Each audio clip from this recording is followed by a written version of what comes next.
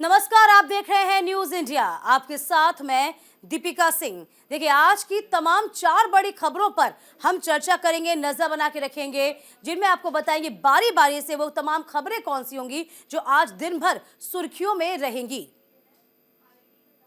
देखिए, भात मंडपम में बीजेपी का अधिवेशन होगा। ये पहली बड़ी खबर है जिसमें आपको बता दें कि रणनीति बनेगी। प्रधानमंत्री मोदी खुद इसमें शिरकत करने वाले हैं। दूसरी खबर होगी काशी में राहुल गांधी की न्याय यात्रा।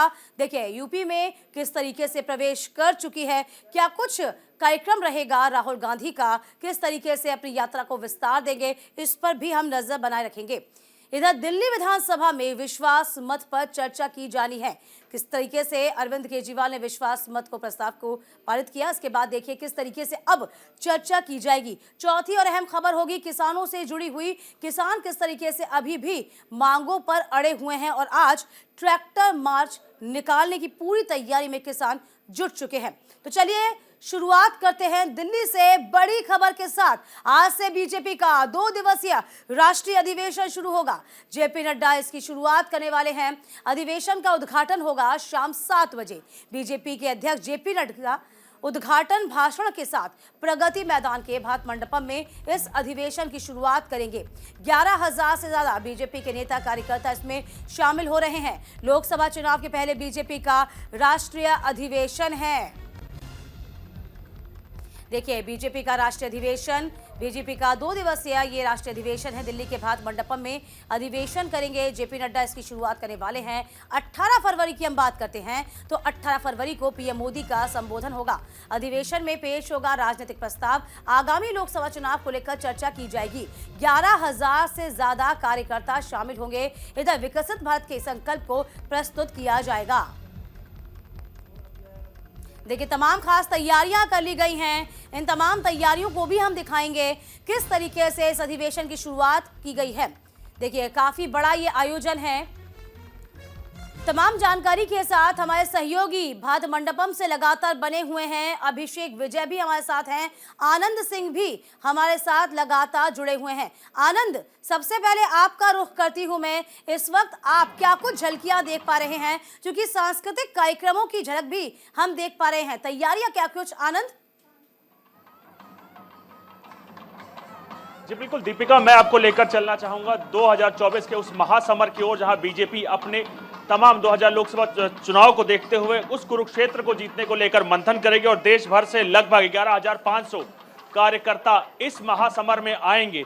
दरअसल अगर इसकी बात की जाए तो डिप्टी मेयर से लेकर तमाम सीएम तक और डिप्टी सीएम से लेकर प्रदेश अध्यक्ष, जहां सरकारें हैं वहां के प्रदेश अध्यक्ष, सीएम और प्रधानमंत्री से लेकर होम मिनिस्टर से लेकर तमाम बड़े नेता, लगभग 11,500 के नेता आएंगे जो कार्यकर्ता हैं बीजेपी के, और सांसद से लेकर तमाम चीजें। और 2024 के उस महासमर की मंथन किया जाएगा और कहीं ना कहीं आज वो दिन होगा जो गवाह बनेगा इस चीज को लेकर कि 2024 के लोकसभा में बीजेपी फुल फ्लेज पावर के साथ उतर चुकी है। और कहीं ना कहीं ये तमाम चीजें आपको बताएगी कि बीजेपी 2024 को लेकर एक ग्रास रूट लेवल यानी देश भर के तमाम कार्यकर्ताओं को जुटाया जाएगा और बताया जाएगा कि 2024 का मोदी मंत्र क्या है। 2024 को जीत को लेकर तमाम चीजें तमाम कार्यकर्ताओं को बताई जाएंगी, कैसे रूपरेखा रखी जाएगी और 2024 जीतने को लेकर क्या क्या सुरक्षित है। तमाम चीजें देखिए, नेताओं का आने का सिलसिला सुबह से ही लगातार जारी है, क्योंकि सबसे पहले जो बैठक होगी वो 9:30 बजे के बाद लगभग 10 बजे के आसपास पदाधिकारियों की बैठक होगी, जिसके बाद वो लगभग 2 से 2.5 घंटा चलेगी।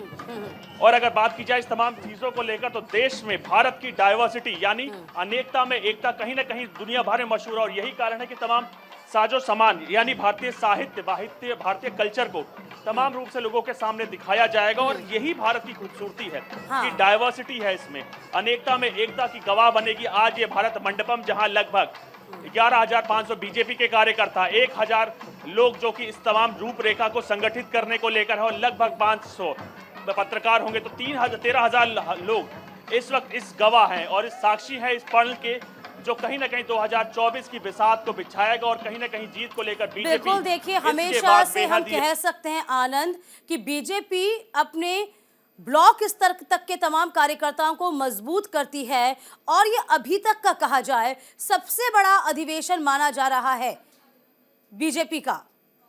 इतनी संख्या में इकट्ठा हो रहे हैं तमाम पदाधिकारी। अभिषेक, मैं आपके पास आना चाहूंगी। देखिए, हम फर्स्ट फेज की बात करते हैं, फर्स्ट हाफ की बात करते हैं, तो कहा जा रहा है सबसे पहले पदाधिकारियों की बैठक होनी है। इसमें जो मुख्य एजेंडा होगा वो क्या कुछ रखा जाएगा, क्योंकि प्रधानमंत्री मोदी खुद शिरकत करेंगे। अभिषेक। बिल्कुल, देखिए आज और कल ये 2 दिनों की ये जो बैठक है अधिवेशन की, इसमें प्रमुख एजेंडा यही है कि एक बार फिर से मोदी सरकार। और देखिए, ये बीजेपी की अब तक की सबसे बड़ी बैठक इस वजह से ही कही जा रही है क्योंकि इसमें बिल्कुल अगर कहें तो जैसा आनंद भी बता रहे थे कि मेयर हो, डिप्टी मेयर हो, जिलाध्यक्ष हो, प्रदेश अध्यक्ष हो, उपाध्यक्ष हो, सभी को बुलाया गया है। तो आप इस चीज बहुत से महत्वपूर्ण होता है सभी कार्यकर्ताओं को मोबिलाइज करना, आगे बढ़ाना, और अनेक काम किए उसकी समीक्षा भी होती है इसमें। देखिए, तमाम चीजों को लेकर बीजेपी कहीं ना कहीं सुनिश्चित है कि हर चीजें, और तमाम नेता आपको बताएंगे कि कैसे 2024 की रणनीति के तहत बीजेपी आगे बढ़ रही है। बिल्कुल आनंद, हम देख पा रहे हैं। उसी के साथ साथ अभिषेक भी हमारे सहयोगी लगातार मेरे साथ बने हुए हैं। अभिषेक, देखिए, तमाम जो कार्यकर्ता, तमाम जो पदाधिकारी वो सब पहुंच रहे हैं, और पहुंचना इसलिए भी लाजमी है क्योंकि लोकसभा चुनाव भी नजदीक है। 10 साल की बड़ी उपलब्धियां भी कहीं ना कहीं जनता के बीच में ले आनी है। गरीब कल्याण किस तरीके से किया गया है उसको भी बताना है, तमाम नीतियों को भी दर्शाना है। तो ये बीजेपी की पूरी कोशिश रहेगी, उनको वो मूल मंत्र दिया जाएगा कि आप जनता के बीच में जाइए, तमाम नीतियों को रखिए और लोकसभा चुनाव को फिर से जीतने के लिए सुनिश्चित करिए। अभिषेक। बिल्कुल, देखिए इसमें बहुत सारी ऐसी चीजें रही हैं दीपिका। पिछले 5 साल के कार्यकाल और 10 साल के कार्यकाल को देखा जाए तो उसमें सबसे अहम हालिया जो चीज रही है वो है राम मंदिर का। और इसी वजह से बीजेपी की ये कोशिश होगी कि राम मंदिर पे चर्चा तो होगी ही, लेकिन उसे किस तरीके से जन जन तक पहुंचाना है कि बीजेपी ने जो कहा वो करके दिखाया।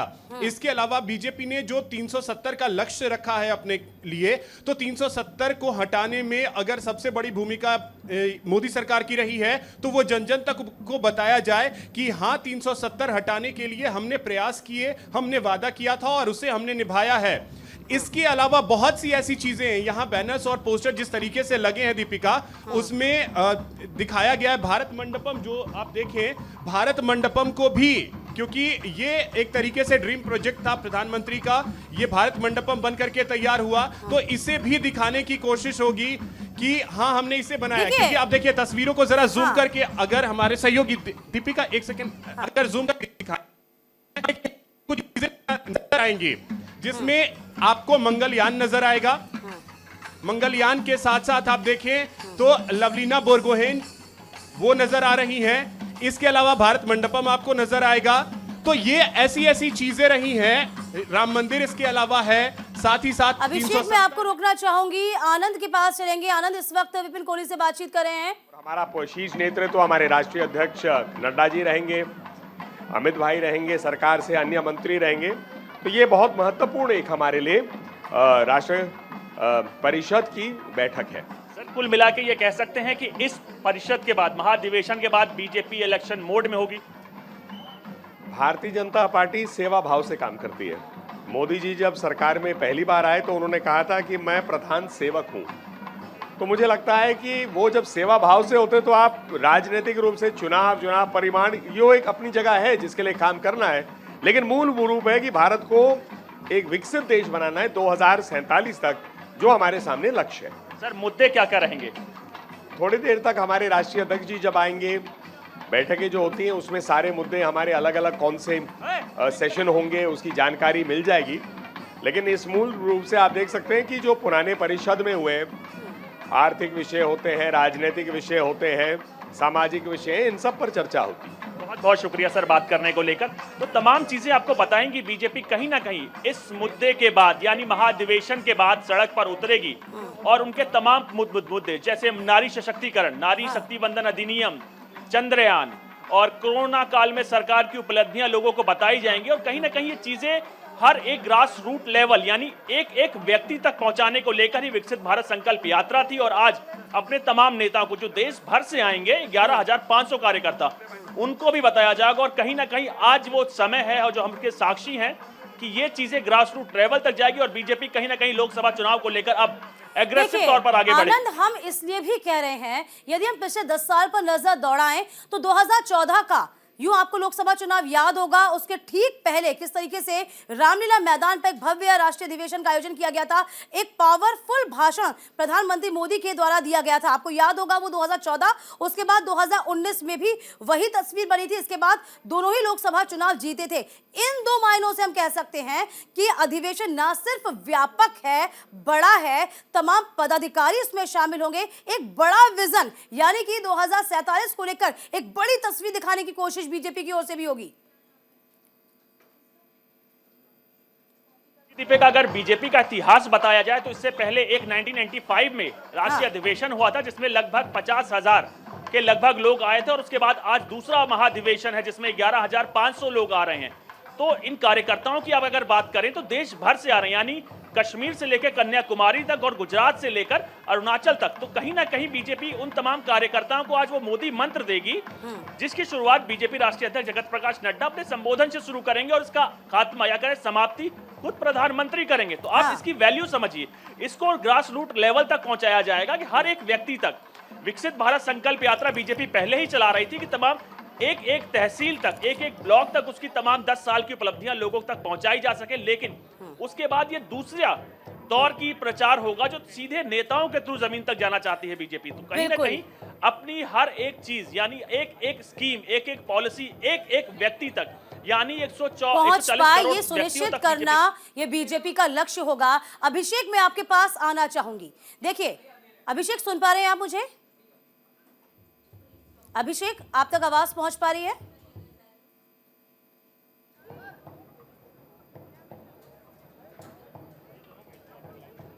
संपर्क साधने की अभिषेक से हम लगातार कोशिश करेंगे।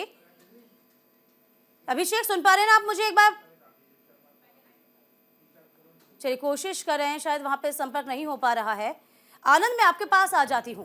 देखिए ये कहा जा रहा है कि फर्स्ट हाफ में तमाम पदाधिकारियों की बैठक होनी है। अच्छा, ये भी कहीं ना कहीं बताया जा रहा है कि जो विस्तारक हैं उनकी मीटिंग अलग से होगी, उसमें कुछ और प्रस्ताव भी होंगे। तो क्या विस्तारकों की बैठक भी अलग से होनी है? जी, अगर बिल्कुल मीटिंगों का दौर किया जाए तो आज शुरुआत से ही सुबह से लगभग 10 बजे के बाद से मीटिंगों का दौर शुरू होगा जिसमें पदाधिकारियों की बैठक होगी और उसके साथ तमाम विस्तारकों की बैठक होगी।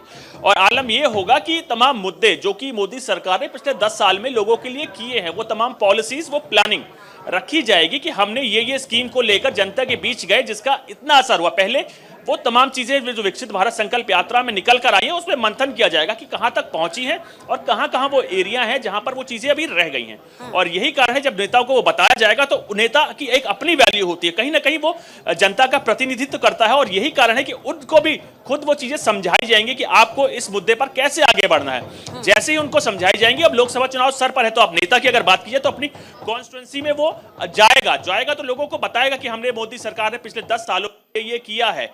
और जैसे ही लोगों को बताएगा तो कहीं ना कहीं वो डायरेक्टली प्रचार का ही रूप ले लेता है। और यही कारण है कि बीजेपी हर संभव 2 लेयर की तौर पे कोशिश कर रही है कि एक विकसित भारत संकल्प यात्रा की जो गाड़ी गई थी वो हर एक व्यक्ति तक पहुंचे, लोग समझे सरकार ने क्या किया है। और दूसरा लेयर ये होगा कि जब नेता खुद जाएगा लोगों के बीच, क्योंकि लोकसभा चुनाव है, जनता के बीच नेता को जाना होता है, तो जब वो लोगों के बीच जाएगा तो कहीं ना कहीं लोगों को बताएगा कि मोदी सरकार ने ये किया। तो कहीं ना कहीं मोदी सरकार कोशिश कर रही है कि जनता के बीच में उसकी पॉलिसीज हर 5 दिन में 10 दिन में जाती रहे तो उसको पता रहता रहे, यानी बीजेपी का सिंबल कहीं ना कहीं दिमाग में रहे, जिससे जब वो वोट देने जाए तो उसका सीधा असर उस वोटिंग पैटर्न्स पे भी मिलेगा। और आप जानती हैं बीजेपी जब चुनाव लड़ती है तो बीजेपी ही नहीं लड़ती, उसका तमाम कैडर लड़ता है, उसका तमाम कार्यकर्ता लड़ता है, उसका पन्ना प्रमुख जो कि बीजेपी की भारतीय राजनीति में देन है। तो कहीं ना कहीं ये चीजें बताती हैं उसको कि राजनीति को लेकर, चुनाव को लेकर बीजेपी ने ऐसा माइक्रो मैनेजम शुरू किया है जिसको लेकर लगातार तमाम अलग अलग पार्टी यानी विपक्षी पार्टी भी उसको कॉपी करने की कोशिश करती हैं। बिल्कुल। अभिषेक, क्या आप मुझे सुन पा रहे हैं? अभिषेक, आप मुझे सुन पा रहे हैं क्या? जी दीपिका। देखिए अभिषेक, हम लगातार चर्चा कर रहे हैं कि विकसित भारत को लेकर भी कहीं ना कहीं एक ब्लूप्रिंट तैयार किया जाएगा, एक प्रदर्शनी भी लगाई जाएगी। क्या ऐसी भी जानकारी है 2047 को लेकर एक ब्लूप्रिंट तैयार करना, विकसित भारत को लेकर तमाम पदाधिकारियों को, तमाम यूं कहे कि पर्यवेक्षकों को समझाना कि ये एक ब्लूप्रिंट तैयार किया गया, इसी के खाके के अनुसार आपको चलना होगा। ऐसी भी प्रदर्शनी की कोई जानकारी है आपके पास? दीपिका, आपकी आवाज तो जहां तक स्पष्ट नहीं आ पा रही, लेकिन मैं जहां तक समझ पाया ब्लूप्रिंट 2014 को इलेक्शंस को लेकर के, तो देखिए मैं वही बता रहा था दीपिका कि किस तरीके से पिछले 10 साल का कार्यकाल रहा है। मैं बात जब कर रहा था कि जो पोस्टर्स लगाए गए हैं उसमें मंगलयान, चंद्रयान सभी को दर्शाया गया, यानी इसरो की जो उपलब्धि रही है। साथ ही साथ जिसका जिक्र कर रहे थे हमारे सहयोगी आनंद कि विकसित भारत संकल्प यात्रा के जरिए लोगों तक कैसे योजनाओं के बारे में जानकारी पहुंचाने के प्रयास रहे हैं बीजेपी के। और साथ ही साथ आपको बता दें दीपिका कि बीजेपी हमेशा चुनावी मोड में होती है, ये बीजेपी खुद स्वीकार करती है। और देखिए अभी जस्ट राज्यों के इलेक्शंस खत्म हुए हैं और अब बीजेपी 2024 के लोकसभा चुनाव के लिए पूरी तरीके से तैयार नजर आ रही है। बिल्कुल विजन हम ये कह सकते हैं अभिषेक, ये जो उनका फोकस है ना सिर्फ 2024 बल्कि 2047 तक का ब्लूप्रिंट तैयार कर रखा है। बहुत शुक्रिया आप दोनों का, पल पल की अपडेट हम आप दोनों से लेते रहेंगे।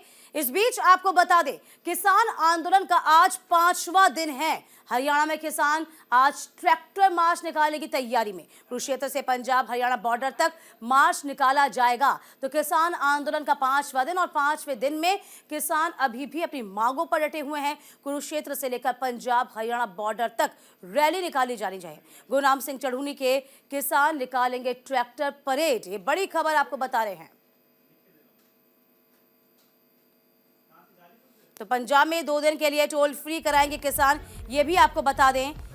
अमरिंदर सिंह और सुनील जाखड़ के घर का घेराव, शंभू बॉर्डर पर हंगामा लगातार जारी। किसान नेता पर एफआईआर और प्रदर्शन के दौरान आपको बता दें किसान एक एसआई की मौत की खबर भी आई थी।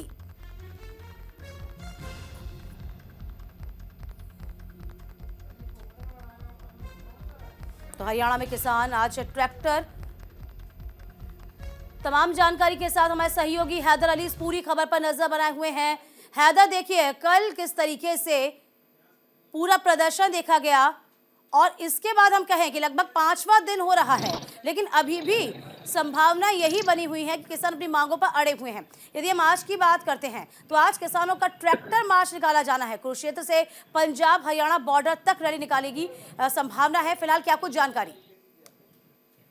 देखिए, जिस तरीके से अब किसान संगठन और भी हैं दीपिका, वो लगातार समर्थन कर रहे हैं पंजाब के किसानों का, हरियाणा के किसानों का, जो खासकर बॉर्डर पर डटे हुए हैं। हाँ। इसी बीच में पश्चिम उत्तर प्रदेश में, जहां मैं गाजीपुर यूपी गेट पर खड़ा हूं, यहां पर लगभग 13 महीने किसान आंदोलन पहले चला था। तो यहाँ के किसानों को यहाँ के रास्ते पता है। और आज राकेश टिकैत ने सिसोली गाँव में भी एक मीटिंग रखी है, जो खासकर भी एक मीटिंग में निर्णय ले सकते हैं। अगर उसने निर्णय ले लिया कि गाजीपुर यूपी गेट से रास्ते में दिल्ली जाना है, तो उन्हें रास्ते बहुत सारे पता है, वो प्राइवेट गाड़ी में भी दिल्ली जा सकते हैं। ट्रैक्टर ट्रॉली पे अगर पुलिस निगाह रखती है तो प्राइवेट गाड़ी में भी किसान नेता जा सकते हैं। अगर राकेश टिकैत खुद भी गाजीपुर यूपी गेट पर आकर बैठ जाते हैं किसानों का समर्थन करने के लिए, दिल्ली कूच करने के लिए, तो एक बड़ा आंदोलन दोबारा से गाजीपुर यूपी गेट पर देखा जा सकता है। हालांकि अभी स्थिति सामान्य है, पीएससी के जवान दोबारा तैनात कर दिए गए हैं। यहाँ पर आज सुबह से शांति व्यवस्था बनी हुई है, खासकर भी जो ट्रैफिक व्यवस्था है वो सुचारू रूप से चल रही है। लेकिन इसको अंदाजा ये लगा सकते हैं, खासकर भी क्योंकि किसान नेता जो है राकेश टिकैत के अलावा जितने भी जिस तरीके से आप बता रहे हैं किसानों के बीच जो वार्ता हुई है मुजफ्फरनगर में, आप बता रहे हैं किसान भारतीय किसान यूनियन की आपात बैठक भी हो गया। तो फिलहाल कितने किसान इसमें जुटेंगे, इस बैठक में जुट पाएंगे, इसकी कोई जानकारी आपके पास?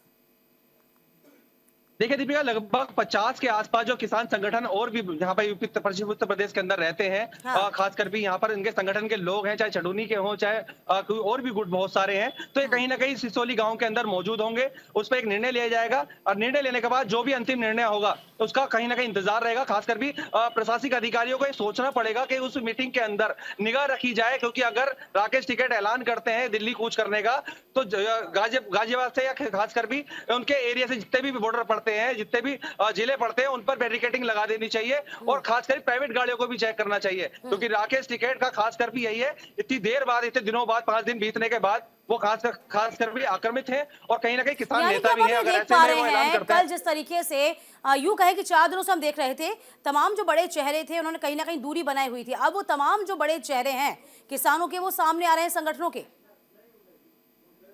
जी बिल्कुल, खासकर भी देखिए कल भारत बंद का आह्वान उन्होंने किया था। भारत बंद में बहुत से जिले ऐसे हैं जो प्रभावित हुए हैं, जहां समर्थन भी उनको मिला है। तो कहीं न कहीं किसानों की आवाज अगर ये बुलंद करते हैं, तो ऐसे में इनका भी दायित्व बन जाता है, क्योंकि किसानों की लगातार खबर चल रही है। न्यूज़ इंडिया लगातार पल-पल की अपडेट भी दे रहा है। तो लोग जो हैं और खासकर भी उनका समर्थन करते हैं किसानों का, क्योंकि किसान परिवार से आते हैं। तो ऐसे में राकेश टिकैत का भी दायित्व बन जाता है कि उन्होंने 13 महीने किसान आंदोलन यहाँ गाजीपुर यूपी गेट पर चलाया था। तो ऐसे में खासकर भी एक फेस वैल्यू होती है किसान नेता की। अगर वो आज ऐलान कर देते हैं तो एक बड़ा आंदोलन दोबारा से देखने के लिए मिल सकता है। दिल्ली कूच के लिए किसान ट्रैक्टर ट्रॉली के अलावा प्राइवेट गाड़ियों में भी निकल सकता है। जी चलिए, दीपिका। बहुत शुक्रिया हैदर आपका तमाम जानकारी देने के लिए। तो आज का दिन भी बहुत खास होने वाला है।